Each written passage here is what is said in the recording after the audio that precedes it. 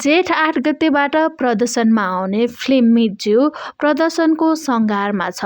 पुरानो मिटेरी साइनोको शीर्षक यो फिल्म देखिन्छ।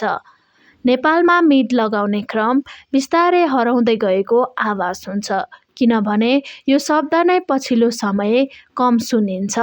8 वर्ष अघि नै यस फिल्मका निर्माता जनक घरती मगर, निर्देशक अनिल मगरले यो फिल्मको परिकल्पना गरेका थिए। उनीहरूले यस फिल्मका लागि कलाकार दयाहाङ राईलाई छनौट गर्ने निधो लिएका थिए। नभन्दै उनीहरूले नाटकमा अभिनय गरिरहेका र फिल्ममा पनि उत्तिकै व्यस्त रहेको दयाहाङलाई सुनाए। उनले यो कथा मन पर्यो तर समयमा यो फिल्मको काम गर्न पाएनन्। अझ भनौँ यो फिल्मको कथामा उनीहरू बीच सहकार्य गर्ने मौका जुरेन। यस बीचमा घरज्वाइँ निर्माण गरे। यो फिल्मको 2 वर्षपछि पूर्ण 8 वर्ष अघिको कथा मिर्ज्यूको स्क्रिप्ट खोलियो। यस फिल्ममा दयाहाङ राईले समय पनि दिए। अन्ततः यस फिल्ममा सौगात मल्ल, टेरिया मगर, शिशिर वाङदेलको टिम जुट्यो। यस फिल्मका अधिकांश गीतले चर्चाको शिखर छुमिरहेको छ। फिल्मका कलाकार तथा निर्माण पक्ष प्रमोसनमा हिँडिरहेका छन्। पछिल्लो समय यस फिल्ममा समावेश गीत गैरा घरे साइलीले निकै चर्चा कमाइरहेको छ। सरसर्ती हेर्दा यो सम्बन्धको कथा हो। विशेष गरी पारिवारिक सम्बन्ध, मित्रता र व्यावसायिकताको कथा हो। एउटा गाउँदेखि सहरसम्म गाडीको रुट छ।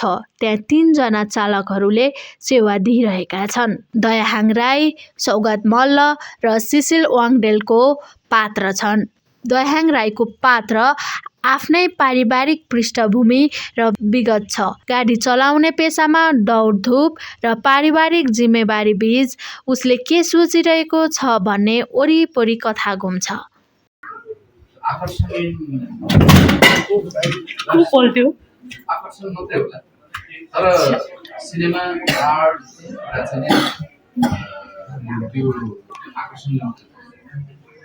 यसमा हुनुपर्ने चाहिँ के भन्छ मूल कथा होला। के कथा कथा चाहिँ कसरी भन्दा त्यो कथा चाहिँ नै भन्दाखेरि कतिको जरुरत थियो अहिलेको समयमा र त्यो चिज चाहिँ किन मानिसहरूले इग्नोर गर्नु पर्यो भन्ने कुरा चाहिँ राम्रो तरिकाले समस्या गर्नु। विगतमा गरेका मेरो सिनेमाहरूले कतिपय व्यावसायिक रूपमा राम्रो भयो होला, त्यसबाट म पनि खुसी छु। व्यावसायिक रूपमा कतिपय सिनेमाहरू राम्रो भयो तर तपाईँले भन्नुभएको जस्तो म आर्थिक कि कुनै सिनेमा मैले जहिले पनि भन्ने गरेको चाहिँ सिनेमा भनेको चाहिँ यो लाइफमा एकपल्ट गर्ने हो। मिर्ज्यू भन्ने त्यही गर्ने यही नै हो। र यो अहिलेको लागि मात्रै होइन, चाहिँ आर्टमा यसको के गर्छ भन्ने चाहिँ मूल्याङ्कन गर्छ।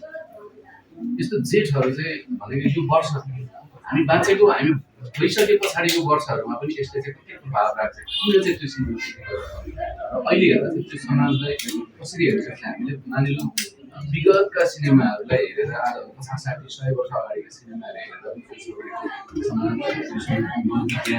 होइन हेर्न सकि सजिलो हुन्छ भने त्यो चिजको लागि पनि हामीले काम गरिरहेको छौँ। मेरो तर्फबाट चाहिँ त्यसको लागि र अहिले बक्स अफिस कलेक्सनले चाहिँ यो चिज गर्यो ब्लकबस्टर भयो यहाँसम्म पुग्यो भनेर यसले चाहिँ नराम्रो भयो भन्ने कुरामा म दुःखी हुन्न। तर त्यसले कन्टेन्ट चाहिँ कस्तो थियो